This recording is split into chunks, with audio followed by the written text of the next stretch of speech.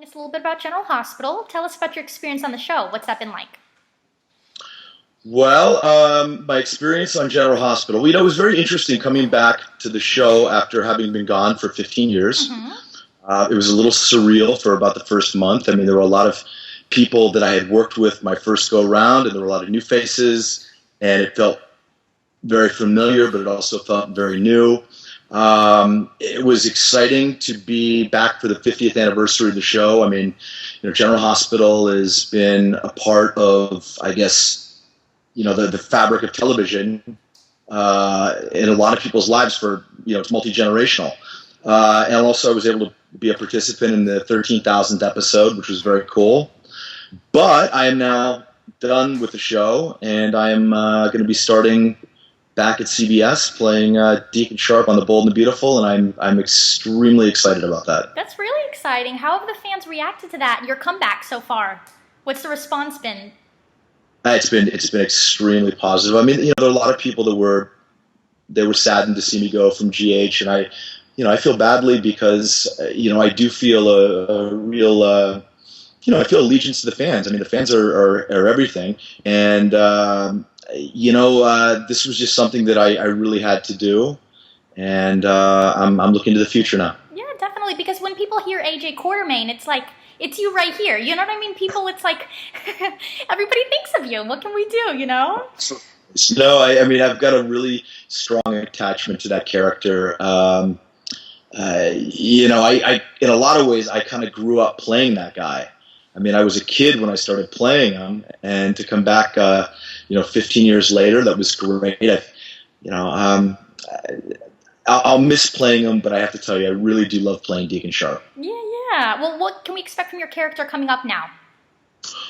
Well, from everything I'm being told, and it's not much, I guess I'm going to have some kind of a storyline with Rena Sofer's character, Quinn, who Rena, I obviously met when I was doing General Hospital my first time around, and I actually produced a film called March, and Rena was one of the female leads. So I've got a long history with her. I'm sure that I'm going to try to re-insinuate myself into my daughter Hope's life, Mm-hmm. and I'm pretty sure I'm looking for some payback against Bill Spencer. Uh-huh. And this is all happening June 13th. Is this Friday the 13th? Is this when it's happening? Well, that's right. It's my understanding that that's when I start to air. Yes, but I'm back and I start filming. I start filming within the next 2 weeks. Mm-hmm. Now you got to give us the inside scoop here. What is it like on set on a soap opera? What's it like? I've done 4 of them, and it's different on each one. Mm-hmm. There's been a dramatic change in daytime from the time that I started, because the economics dictate that we have to do more shows, more material. So we now do, in General Hospital, we were doing 80 pages a day, Wow. which is an extraordinary amount when you figure that when you do a film, you do 3 to 5 pages a day. Mm-hmm. General Hospital has a more difficult shooting schedule than Bold and the Beautiful. Bold and the Beautiful were dark every Monday, which is fantastic because it means you always have a long weekend. Mm-hmm, that's true. Who doesn't love that? Exactly, that's great. We're dark 30 weeks out of the year, which sounds like, wow, you got all this time off. But during the 22 weeks that you're working, you're doing 8 shows a week. So when you work really, really hard. It's funny. I don't know how somebody who's just coming up now in daytime. Let me retract that. You really got to be able to have the skill set to work a lot of dialogue, because it almost doesn't matter how good an actor you are if you can't handle the voluminous amounts of dialogue. Because, like I said, the economics of daytime, with having lost more than half the shows, it dictates that we have to be able to turn out that much product if we're going to stay viable and competitive. Exactly. And at the end of the day, it's a business. Right. And how have you handled all of this, learning these scripts? Do you have like a certain method you do, or how do you, 80 pages, how do you learn all this? Because I can barely remember if someone tells me one thing. How do you remember all of this stuff? It's crazy. Truth be told, I mean, no one actor has 80 pages. I mean, but it's very, very frequent that you'll have 30, 35 pages. Uh-huh. I'll generally read the script through as soon as I get it, and get an overview of what it is that I'm doing in the script, and then I'll read it at least once or twice each day leading up to the night or 2 nights before, and then I really dig in like 2 nights before and start breaking it down and really running the lines. But the fact of the matter is that you can't learn it too far in advance because you're really learning other scripts. You know what I mean? It's kind of like material in, material out, and you really can't learn the material you're doing in 2 days much before 2 days because you're working on other scripts. So just kind of the nature of the beast. I see.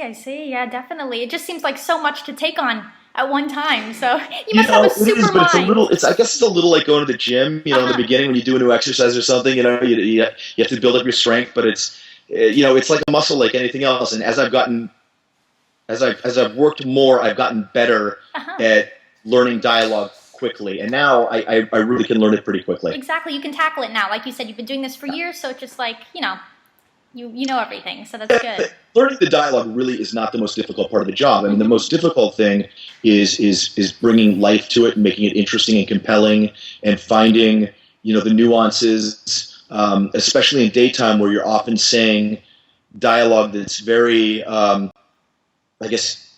expository. There's really not a lot of movement in daytime as there is in a movie. Right. And you're compelled to say the same thing generally on Friday, and it gets repeated on Monday, and you're trying to figure out a new way to make it interesting, even if you've said it probably 15, 20 times. Right. That's the challenge. I see. Do you think it's harder or easier now for today's society to watch soap operas since people have busier lives, and now we have DVR and everything like that? How do you feel about people tuning into soap operas? I think from a technological standpoint, it's easier, with DVR, and people can watch it online, etc. The entire digital movement for television has been all about I'll watch what I want, when I want, where I want. And I think that's fantastic. It puts, it's power to the viewer, which is fantastic. I think that as a society that uses Twitter with, 147 characters or whatever it is, and is used to watching, smash cut reality television, I think that as an audience, we are less predisposed to be connected with daytime maybe than we were years ago when there were fewer choices and fewer mediums, etc., which is a testament to the fans because they've stayed loyal and still continue to watch it. And it's not necessarily the most digestible medium to watch. My generation grew up we're the MTV Generation X. And that's when things started to be like smash cuts of video and multiple very rapid visual imagery. Okay, right. And that's what we grew up on. And now my kids' generation is even that to the nth degree. So to actually get somebody to sit down and invest themselves in a relationship that's going to unfold over not one scene, not one show, but multiple shows. You got to be pretty invested in those characters, and I think that's the thing about daytime. As long as I've always felt that emotional relationships are the most compelling when they're done well. Yeah, we all like to watch blue screen and special effects and big budget and all of that, but when we feel a visceral connection to an emotional component in a relationship, it's really very. It's hypnotic. I mean, people will tune in again and again to watch that because they're looking for it in their life, or they have it in their life and they want to see it in other people's lives, or they, something gets them to tune in. You said it very well because I'm agreeing with everything you say. I mean, this is the reason people watch. You said it very well. Really good. What question we have for you? Tell us about the Karate Kid Part 3. How did you like working on that? How did I like working on that? Well, it was interesting for me because I had watched the first two Karate Kids in the theater. I had watched Karate Kid 2 a year before I actually got the part on Karate Kid 3. I got it from an open call. Stood in line with over 1,500 people, and John Avildsen, who won the Academy Award for Rocky, was walking up and down this long line of hopefuls, and I caught his eye, and after a series of very strange events, I wound up getting the part, and it changed my life. It to this day, it's probably one of the three defining roles that people know me best from, and that's great. There's a whole new generation of kids that have now watched either the new Karate Kid or they replay the Karate Kid 1, 2, 3 all the time, and I still get recognized all the time. Yeah, that movie never gets old. So that's great. So who do you like? Who's the biggest fan base you think you have? Like from what show, program, or what type of fans? Well, I definitely get a lot of recognition from guys that are kind of my age who grew up watching Cobra Kai and Danny-san, and then of course I've done 4 soap operas. I've been doing them off and on for 22 years, which is mind-boggling to me. I mean, it really is insane. So I get recognized a lot from those. Bold and the Beautiful is syndicated rather, and I think it's over 110 countries. I have a lot of people from Italy that recognize me because it's so popular in Italy, and I've done a lot of television work in Italy. I did Dancing with the Stars over there, and yeah. How did you like doing that? It was great. It was the hardest thing I've ever done. It really was difficult. Really? It was one of the hardest things, I should say. Would you say you were a dancer before that? Did you know how to dance or no? No, a little bit. So I not only had to do it, I had to do it in Italian. I mean, I've studied Italian for years, but it was very difficult. Wow. Interesting. Now, if you were offered again now the American Dancing with the Stars, would you do it? I would. I'd do it in a minute. Yeah. It's really hard, but I would do it. Did you watch when like Kelly Monaco was on and Ingo was on? Did you watch those? I watched every now and then, but the interesting thing is that I still do stand-up comedy every now and then, and I work with a bunch of the dancers from Dancing with the Stars because they have a review where Mark Ballas and Derek and all those guys go out, and I sort of MC the show and do stand-up. So I've traveled with Chelsea Hightower and Peter Murgatroyd and all those guys. So I actually know them better than I know a lot of the celeb contestants. They're now celebs. So wow. Are your ADD's kicking in? All right, out here. Read it. Well, that's pretty neat. See, they can just welcome you into the family now if you want to dance. Everybody, everybody. I would love to do it. It would be a lot of fun. That would be neat. Very neat. Okay, then we have a couple get-to-know-you questions. So first one is, go ahead and tell us one thing we may not know about you. One thing you may not know about me. I talk to myself a lot. My wife is always busting me talking to myself, and I don't know if it's a function of being an actor or it has or just being probably part insane, but I talk to myself frequently. Okay. I mean, literally, my daughter will be like, "Dad, stop talking to yourself." Oh no! And I said, "You only have to start worrying about it when you start answering yourself." Exactly. All right, we didn't know that about you, so we just learned this. Okay. Okay. And then go ahead and tell us, do you have a favorite fast food restaurant?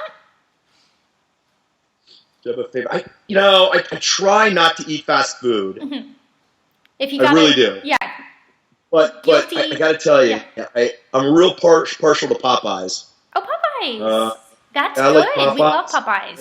And I mean, it's so bad for you, but I mean, when you like twice a year, I'll go get McDonald's. Mm-hmm. I love the filet fish sandwiches. Oh, so good. Twice a year, I'm thinking I gotta eat McDonald's more than that. I don't know how you can even resist. No, limiting. I probably eat it twice. Are you a healthy eater then? Do you? I try to be. I snack a little too much. Yeah. I'm always having to watch my weight, and I'm actually really trying to lose some weight now before I go back to B&B. But I mean, I know how to eat well. Let's say that. Okay. I try very hard not to eat processed food, and I try to eat a lot of vegetables and stuff like that. I think it's important. Yeah. Unfortunately, Athena, it gets harder as you get older. Yeah. Let me tell you. And I'm 47 years old. It gets harder. And you're not even old at that. No. Thank you. No. Okay, so let's see. Also, tell us about your book a little bit, The Modern Gentleman. Tell us about my that. book, The Modern Gentleman. Well, the book it's interesting. It's a hybrid. The book is it's a cookbook, and it starts by using a lot of metaphors for the theater. Getting your kitchen in shape, getting your pantry in shape. But it also is, and there's dozens of recipes, ones that were my mother's recipe, friends, family, etc. But it's also a book for guys to kind of recapture the lost art of being a gentleman, but not being a pushover or a doormat. I think that back in the sort of the 30s and 40s and 50s, that generation of men intuitively knew how to be guys, and to be gentlemen at the same time. And then I think there was some collateral damage from the women's movement. And I got to be very careful how I say this, because the women's movement was fantastic and necessary and all of that stuff. But I think what happened as a partial consequence of that was that guys were left confused. It's supposed to be, the really sensitive guy that's a sounding board, or am I supposed to be the alpha male that I sort of learned to be from dad? And the fact of the matter is, it's both. You're certainly supposed to be the guy that is able to take care of the woman that you're with, but also to be, emotionally present and all of that sort of stuff. And so in the book, I've got a lot of different chapters about things that I've learned that I think have hopefully helped me become a gentleman and become a good mate to my wife. There's one chapter, for me, learning martial arts was and continues to be very important in my life. So there's a chapter called The Modern Gentleman Defends Himself. And I talk about, the importance of how it creates discipline and confidence and all of that. I talk about, the modern gentleman learns a language. For me, studying Italian has been a really important part of my life. It's opened me up to another culture. I think it's expanded, a lot of aspects of who I am. I talk a lot about getting in tune with different aesthetics, so that if you're having someone in your home for dinner, you're appealing not just to their sense of taste, but their sense of smell, the visual aesthetics, all these different things that come into play. And I talk a lot about, I talk about dating, and that every woman is somebody's mother or daughter or sister, and treating people with respect. And I think it's a book that I wish I would have been given when I was 15 or 16, but is every bit as appropriate for a guy that's 25 or 30. And I would urge everybody, not just because I wrote it, but I would urge everybody to get it. And the best way to do it is, you can go to my website, which is canansrules.com, and go into the store and buy it, and I'll sign it for you. And if you don't like it, you can send it back, and I'll give your money back, because I think it's a terrific book. It's also a book for women, because it's a book for women to get sort of a front row seat into the theater of the male psyche, and understand how some men think, and how maybe, a guy that you would want to be, some ideas about how he should think, some red flags for maybe if somebody's doing this, that might be a little red flag that this isn't somebody that you want to maybe, go down the road with. So. Right. Yeah. Exactly. Yeah, everyone has to check that out. And then also tell us about your Twitter account. How do you like using that? I love using Twitter. I'm not like a maniac with it, but I really try and, I try and post stuff. I try to respond when people reach out to me.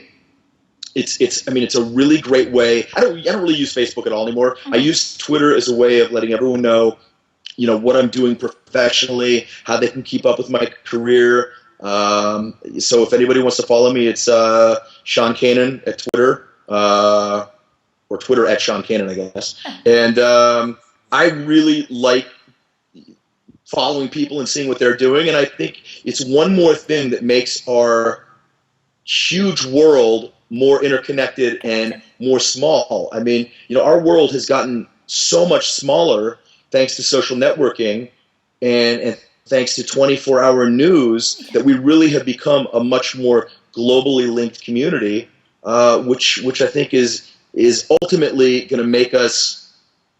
I think it's ultimately going to make us better people and more connected. That is true. I hope it will. I mean, think about years ago. We didn't have Twitter and like social media. It's like, you know what I mean? How did No. everybody talk and connect? And just now everybody watches Think TV about, shows think about 30 years ago or 30 years ago. News. So there were vastly important things going on that we just never knew about. Right. You know, and you know, I think there are, you know, women in the Middle East now whose very real problems are now being heard by people all over the world where that stuff wasn't being heard, and you know, what's going on in the Ukraine and Crimea is suddenly much more important to a lot of people than it otherwise would have been. So I think it's important. Exactly. I'm sorry, I'm a political science major, so I'm a little bit of a junkie about that. I'm a news junkie. Oh, so. it's okay. See, another thing we could have added to things we didn't know about you. There it is. That's true. I'm a news junkie. Okay, Yeah. see? And then we were going to ask you, do you have an Instagram account as well, or?